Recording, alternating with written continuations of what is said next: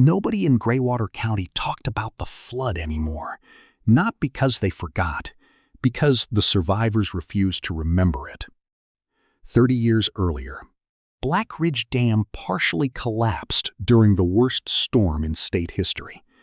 Officially, 214 people died when the flood destroyed an entire riverside town overnight.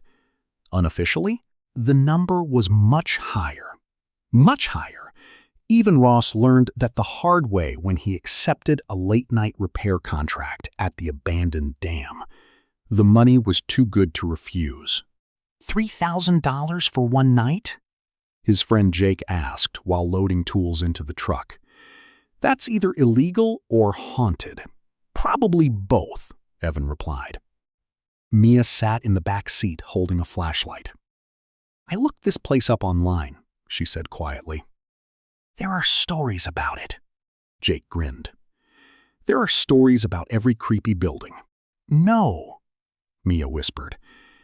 I mean really bad stories. Rain hammered the windshield as they drove through the mountains toward Black Ridge Dam. Lightning flashed across the valley, and for one brief second, the enormous structure appeared above them like a giant concrete grave. The top of the dam disappeared into thick fog, while red warning lights blinked weakly along the upper railings. Jake frowned. Okay, that's definitely haunted. The road leading to the dam looked abandoned for years. Cracked asphalt, rusting fences but called guard stations. Yet strangely, the floodlights near the entrance still worked.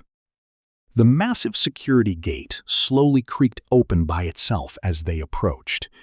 None of them spoke after that. Even parked beside the main control building. The rain had become violent now. Wind screamed across the reservoir behind the dam. The water looked black beneath the storm. Too black. Almost thick. Jake grabbed his equipment bag. Let's do this fast. As they approached the building entrance, Mia stopped suddenly. What? She pointed toward the top of the dam. Someone stood there. A tall figure motionless in the rain watching them. Lightning flashed again, and the figure disappeared. Jake forced a laugh. Probably security. There's no security here, Mia whispered. Inside, the control building smelled rotten. Not mold, not decay. Something worse, like wet earth mixed with rusted metal. Emergency lights cast dim red glows across ancient machinery, while water dripped constantly somewhere deep inside the building. Then the speakers crackled overhead. Welcome back. All three froze. The voice sounded distorted, mechanical. But underneath it, something human whispered along with it. Jake looked around nervously. Okay, who's screwing with us? No answer. Only static. Evan checked the work order on his phone. Relay station is beneath the turbine chamber. Mia grabbed his arm. We should leave. Evan sighed. We're already here. They descended a long stairwell deep into the dam. The farther down they went, the louder the sounds became. Not machinery, whispers, hundreds of whispers overlapping together. Impossible to understand, yet clearly human. Jake shined his flashlight down the lower corridor. What the hell? The hallway walls were covered in names. Thousands of names scratched into the concrete, some old, some fresh. Maya ran her fingers across one section. These are flood victims. Then she noticed something horrifying. Near the bottom of the wall, someone had scratched today's date, along with 3 new names. Even Jake stepped backward immediately. Nope.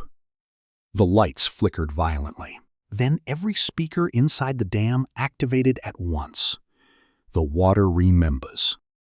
A deafening scream echoed through the structure, not mechanical, human. The sound seemed to come from inside the walls themselves. Evan forced himself forward.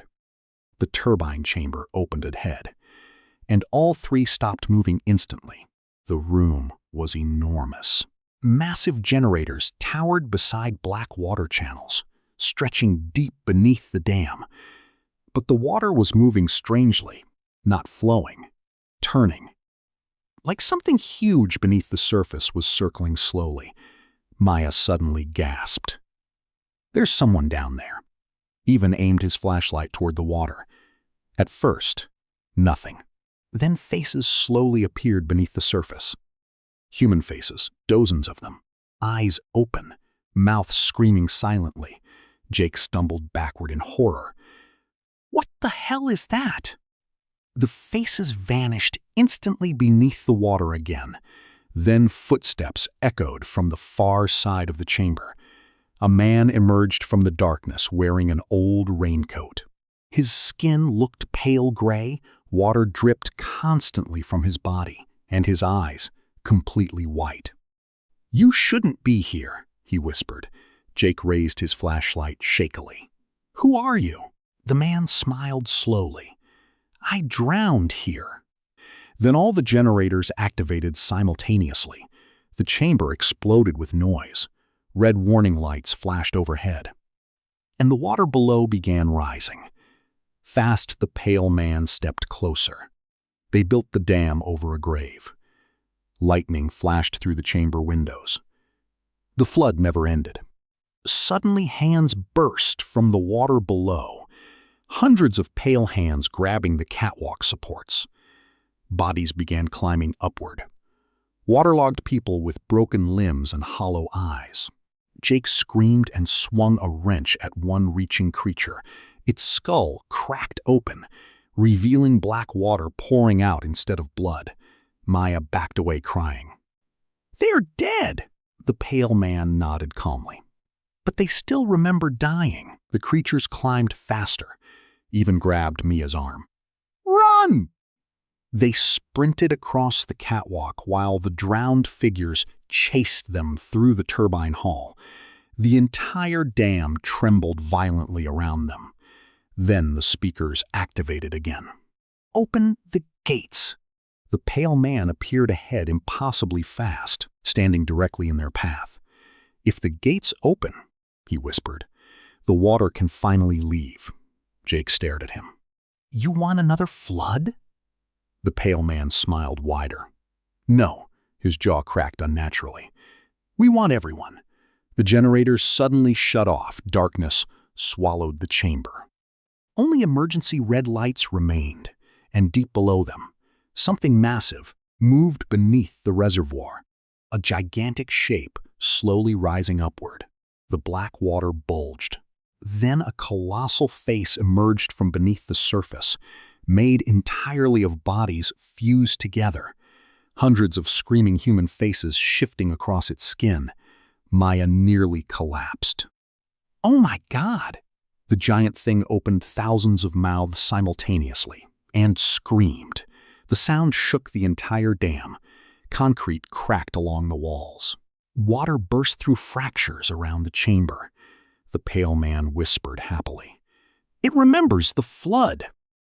Evan spotted an emergency control room above the turbines. "Get there!" They climbed metal stairs while the monster rose higher beneath them. The drowned creatures swarmed across the catwalks below like insects. Jake slammed the control room door shut behind them. Inside, ancient monitors flickered weakly. Most displayed static, except one, a surveillance recording from 30 years earlier. The flood night. Workers running through the turbine chamber, screaming while water exploded through broken gates. Then something impossible appeared in the footage. A gigantic shadow moving beneath the floodwater. Not debris, not machinery. Alive, the recording distorted. Then every worker suddenly stopped moving simultaneously. All turned toward the camera at once, their eyes completely white. The screen cut to black. Maya whispered, "That thing was already here." Jake found another file labeled Reservoir Excavation in Skent, 1974. The footage showed construction workers digging beneath the future dam site. They uncovered a massive underground cavern flooded with black water. And inside the water, faces. Thousands of faces trapped beneath the surface. One scientist spoke shakily into the camera. The reservoir appears conscious. Then the footage ended violently with screaming. Outside the control room, the giant creature slammed against the structure repeatedly. The windows cracked. The drowned creatures climbed toward them. Even noticed one final option on the control panel.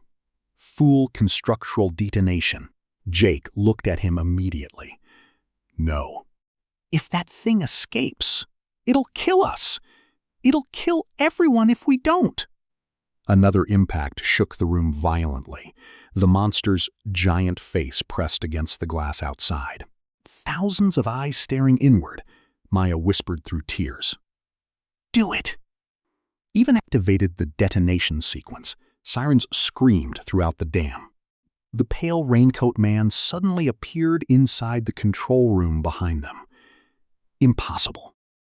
You cannot destroy memory, he whispered. Jake attacked him desperately. The wrench passed straight through the figure. Like water. Then the man grabbed Jake's face. Jake immediately began screaming. His skin turned pale gray instantly. Water poured from his mouth. Maya dragged Evan toward the emergency exit ladder, while Jake collapsed, twitching to the floor. The pale man smiled. He belongs to the reservoir now. Evan wanted to help, but Jake's eyes had already turned white. They climbed upward through collapsing maintenance tunnels while the entire dam shook around them. Behind them, drowned voices screamed through the structure endlessly. Maya and Evan barely escaped outside before Black Ridge Dam exploded. The center collapsed inward. A massive wave of black water erupted into the valley, and inside the flood, millions of human faces screamed beneath the surface. Authorities later blamed the disaster on structural failure. No bodies were recovered. Not Jake's, not anyone's. But months later, hikers near the flooded valley reported seeing a man standing beside the water at night. Pale gray skin, white eyes, dripping wet clothes, and whenever he smiled, black water poured from his mouth.